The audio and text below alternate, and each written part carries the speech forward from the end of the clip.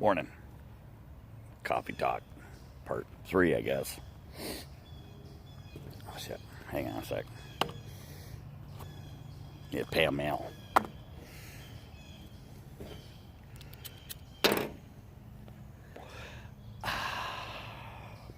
And a sip of my coffee, because I'm dainty like that.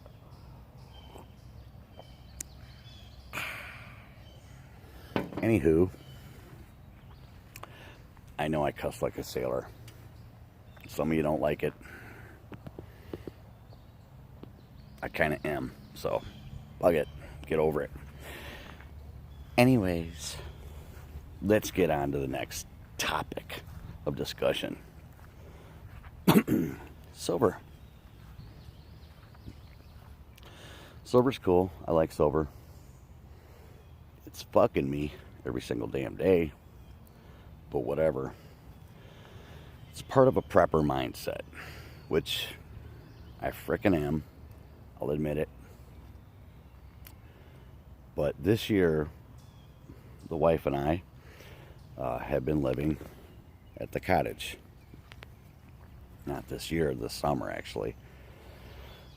And, you know, it pretty much living here goes against all my principles. All right? That being where I am. It's great being on the water. Fucking A. Who doesn't want a house on the water, man? I love it here. I freaking love it here. God, I love it here. Anyways, there's a lot of things.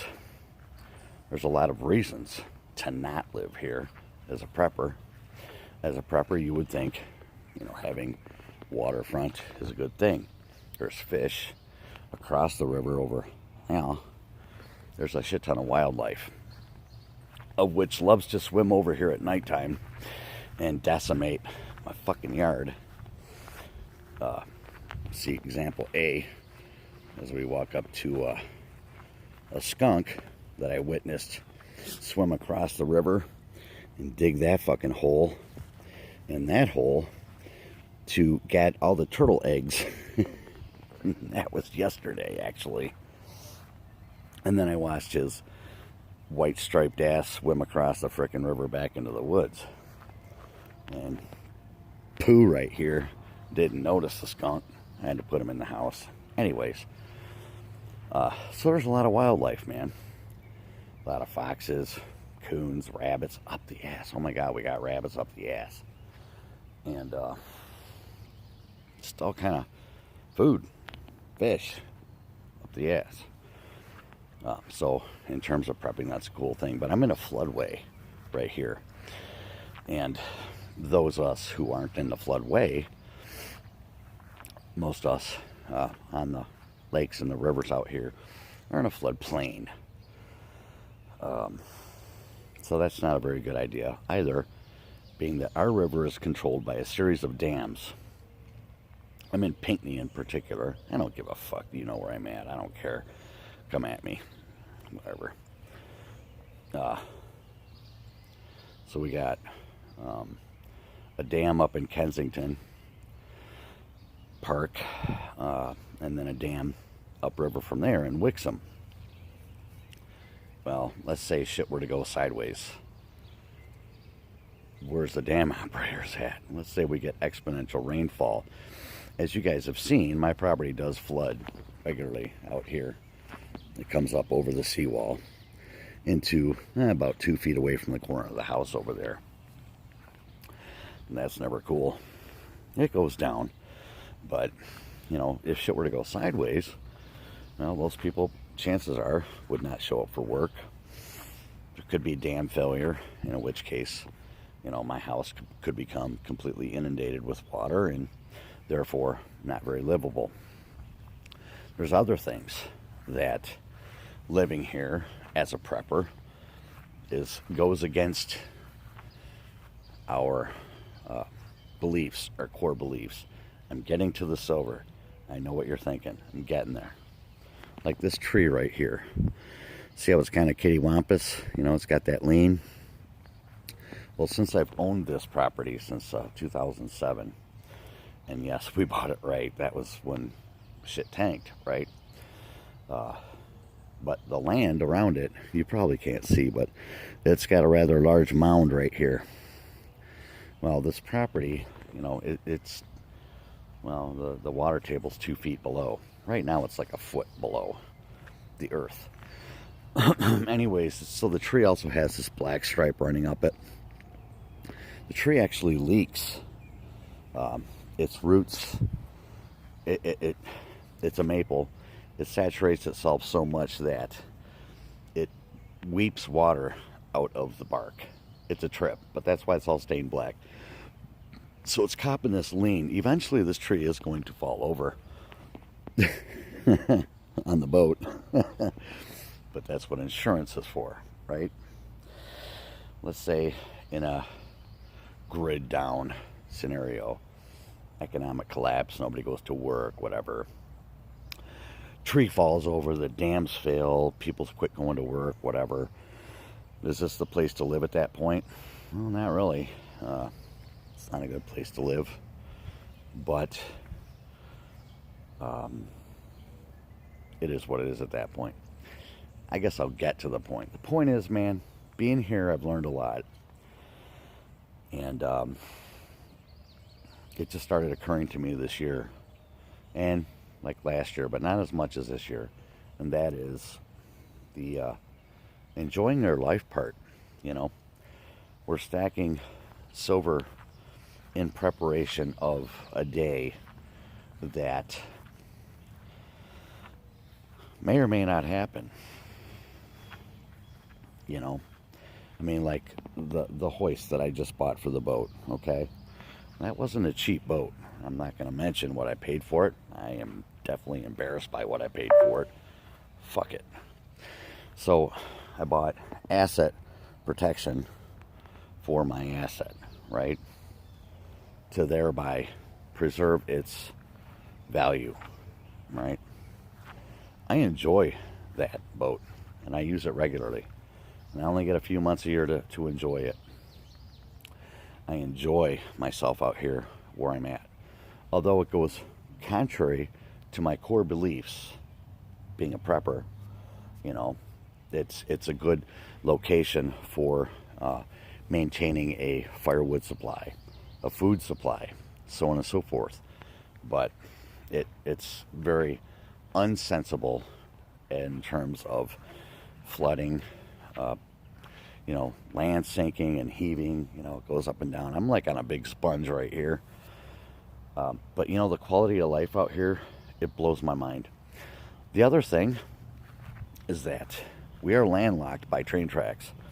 Well, let's say some shit happened, EMP pulse, and the train puckered out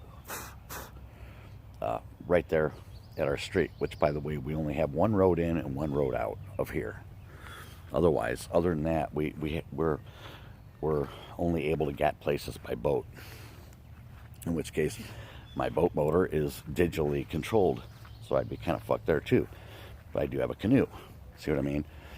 But it's not a very safe space to be in.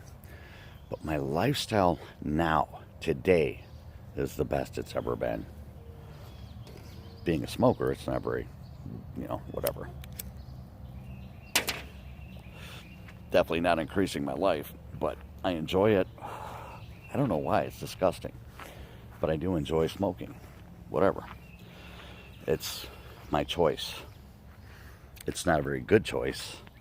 In fact, it's a terrible choice. But I enjoy it. However, there's a greater chance of me having a heart attack, having cancer, throat cancer, nose cancer, whatever kind of cancer you want to call it, cancer. There's a greater chance of me getting that than there is the aforementioned, okay? In the meantime, I'm here, in the now, in the present. I'm prepared mentally for what could happen in the future. Physically prepared. Not as prepared as I should be. I definitely can't swim as much and as far and as long as I used to be able to. But in case you haven't noticed, I ain't no spring chicken. So, you know what, man? 50 years old, come to the conclusion that I want to enjoy my life more than ever. I want to be prepared for what may come, but I don't want to be so prepared that I'm to the point of not enjoying my life. And so therefore, we have to make a compromise, right? We have to make that compromise. We have to make that decision to, okay, I'm going to be prepared as I can be, but I got to have a life. I got to enjoy this life, because in this body I only got one, which I may as well bring up that as of 2012 I was saved. Nobody else saved me, or nobody else brought me to Jesus or anything. I felt compelled to call on the Lord because He brought me down into a situation that I couldn't get out of myself, and it was for a very specific reason, to acknowledge Him and call on Him. And you know what? He helped me out a lot. But becoming a Christian and adding that into your prepper mindset really didn't make it any better. Especially after you read the Bible and then you compare it to what you already knew. You're like, holy shit, this shit's for real. Anyways, I'm just trying to say that while on that subject, Jesus did die for us for a reason. He sacrificed His life in such a short amount of time of having a life in a body so that we could live. Not that we could run around and sin and be idiots, but that we could have a life and be on this beautiful planet that the Lord created for us, to be in wonder by all the things that He made for us, that we might acknowledge Him in thanks, right? So let's not live in fear. If you're stacking gold and silver for that day, which may or may not be inevitable in our lifetime, that's cool. But dude, you got to have a life too, man. And you need to enjoy it respectfully. I think that's the best advice I can give to you, man. So let's not become too attached to our precious metals, or any of our preps for that matter. Let's be prepared, first in our minds, and secondly in the physical. And then once you're done with that shit, man, move the fuck on. Have a life. Enjoy your life. Be prepared mentally, physically best you can, and then enjoy your lives. We can't live in a spirit of fear, okay? Quit watching these YouTube videos with all these people promoting this, speculative event in the future. Again, this could be our lifetime, maybe it's not. Certain events do seem to unfold that come in line with what we've been preparing for, right? It could happen. But what happened in 2012? Not shit. You know what I'm saying? I mean, what? 2003, 4 through 2010 was a little bit more dramatic than 2012, for crying out loud. So nothing's happened. Again, let's be prepared mentally, physically, but enjoy our lives. So if you're stacking silver for the apocalypse, you're in it for the wrong reasons, man. And on that note, let's say it were to happen. Your silver is only going to be worth, I think at most, maybe a few hundred bucks an ounce. What do you think your ounce of gold is going to be worth? Fuck pile more than that. And you're only going to have to hold one coin versus, you know, I don't know. And I think that in that scenario, sorry, I gotta switch hands here. This thing keeps going out. That you'd be way better off holding more gold than you would silver, obviously, because it takes up less space, less weight. It's going to be worth a shit ton more. So, you know, I guess hold on to a little bit of silver, some ASEs, you know. And I'm going to hold on to probably half my monster box for that very reason. But, you know, the other half is going to go into the Gold Eagles, man. Because in the meantime, as the markets go up and down, right, when there's a profit that I can reap, and shit ain't hit the fan, I can take advantage of that profit, right? That's what paid for that bitch right there. You know, that was 521 ounces of silver and 3 3/4 ounces of gold. Paid for that, you know. And I still have plenty of silver and plenty of gold. You know, I'm not bragging, I'm just saying that I'm trying to enjoy my life, man. And I want you to also, you know. Don't let the fear mongers rule your life. It doesn't make any sense. It's not in your best interest to allow yourself to become trapped by fear and speculation.